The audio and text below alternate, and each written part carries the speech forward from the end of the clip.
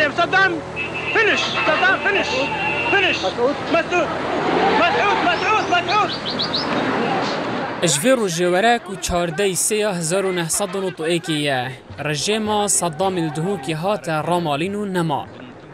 سرهلدان او روژا خلکی کردستان دست حالات فاشیست لا دایو حکم اخستیا دست گلیدا. کلهو دیوار فاشیست و دیکتاتوریت بسترک داب حرفیننو او نولات و جهوانه بلا بچنو آخا پیروزا کردستان بجه پیلن. پشکدار بویا که سرهلدانی مام شفیق باناسوری وی زدتر جه 40 سالان پیشمرگاتی کریه رودان سرهلدانی وکو اوی دیتی ودگیریتن.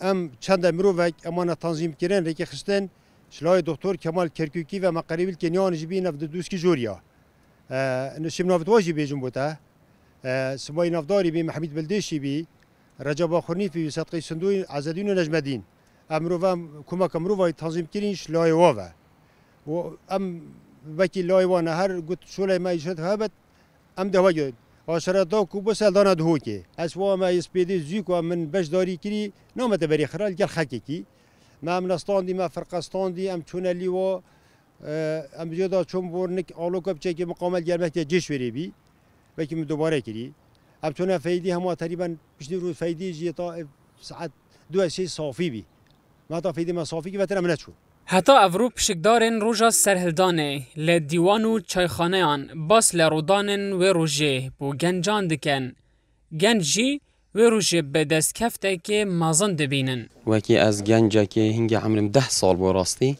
با به ما اف خواتا کری و افوازات اواخر بر همه وایه اواخر بر همه شهیدایا و ویگا ویجی سرهلدانه جی امتحازین سرهلدانه که دیجید او بد امتحازین و سرهلدانه جی ویگا ام یت مازم بونو یت چون ام جدید بشکداریت و سرهلدانه داکی. د سرهلدانه دا هجماره کا پیشمرگه و کسین سیویل باجر دهوکی و سیمل شهید بون. پشتی شهید بون آوان خلکی کردستان آزاد بو. پیکینانا حکومت و پارلمانی به زمان کردی جبر همه وی بو. آگرو پیتن سورن وکیتون آگر یا کرسون کبابت تکن دنیا ده هیجی افتیت واگر دجمن دو کجی کینم هی هی هی کینم هی هی هی کینم هی هی هی کینم. سرهلدان نهیلانا ظلم و ستم و رامالینا رژیم بعض بو. اپرنگه که کدمه که دا اتناوا وی آواهی دا سجن بو کرد دا دهاتنا اشکنجه دان. لی افروکه اتناوا وی جهیدا ناوندکا گرنگا خاندن کولیجه که کوته دا به صدان گنجین کردان دبن خودان باورنامه و خدمت وی ولاتی دکن.